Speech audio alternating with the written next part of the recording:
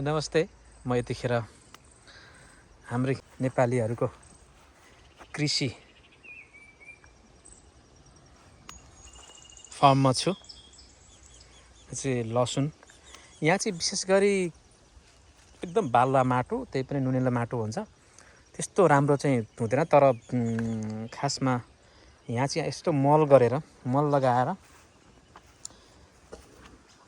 यस्तो राम्रो बनाउनु भएको छ कि लगभग यसले चाहिँ $1.5 लाख कमाउनुहुन्छ यहाँबाट।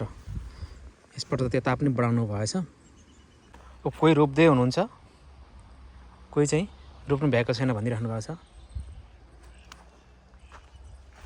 वाउ, यो सबै यति राम्रो छ नि, यति महँगो बिक्री हुन्छ, कुरै नगर्नु। यहाँ गरे के हुँदैन हेर्नु त। अब यो पुरै बालुवा माटो चाहिँ बालै बालो छ, तर मल लगाएपछि यति राम्रो हुँदो रहेछन्।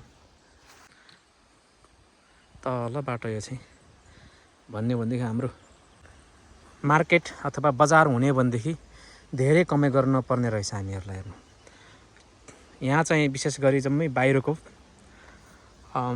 खाना आएको हुँदाखेरिमा हरेक खानाहरू चाहिँ विषादी भन्ने कि या औषधि केमिकल युज गरेर ल्याइएको खाना हुन्छ, हामी त्यही खान्छौँ।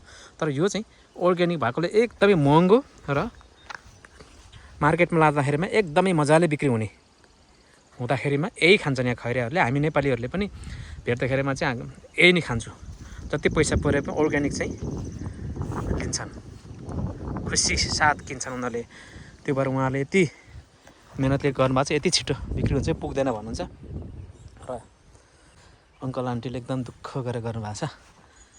लसुन प्याज, यस्तो राम्रो प्याजहरू छन्, यति राम्रो माटो बालुवा यति राम्रो छ। हजुर अङ्कल हुन्छ त्यहाँ, एकदमै राम्रो। लगभग यो $1.5 लाख जति बनाउनुहुन्छ है डलर अङ्कल वर्षमा? 1 लाख तलमा।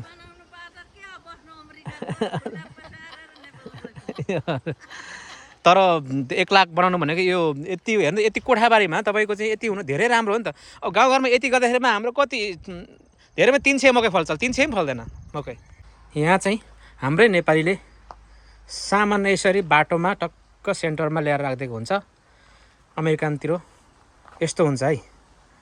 सुन्नुहोस्, देख्न सक्नुहुन्छ पैसा चाहिँ यहाँ बक्सामा टक्क लगाइदिनुहुन्छ। यहाँ अलिअलि देख्न सक्नुहुन्छ भित्र पैसा यहाँ बक्सामा लगाइदिनुहुन्छ, छोडिदिन्छ। अनि आफूलाई मनपर्ने दिन रायो साग छन्। यहाँ प्राइज छ, तपाईँ देख्नुहुन्छ प्राइज यति छ, कति केसम्म पर्छ भनेर। अनि पैसा चाहिँ यहाँ बक्सामा लगाइदिन्छ। यो चाहिँ हो पैसाको बक्सा। हेर्नुहोस् त कति राम्रो आनन्द। यही परतिर कृषि छ, कृषि फार्म छ नेपालीको, अनि परतिर पनि छ। हेर्नुहोस् यहाँ चाहिँ नेपालमा चाहिँ अब कति चोरेरै खाने चलन छ। यहाँ अमेरिकातिर चाहिँ दुःख गरेको छ भनेर बुझ्छन् सबैले। अनि यसरी बाटोमै सामान टक्क राख्छ, पैसा त्यहीँ बक्सामा लगाइदिन्छ। देखाइसकेको छु मैले।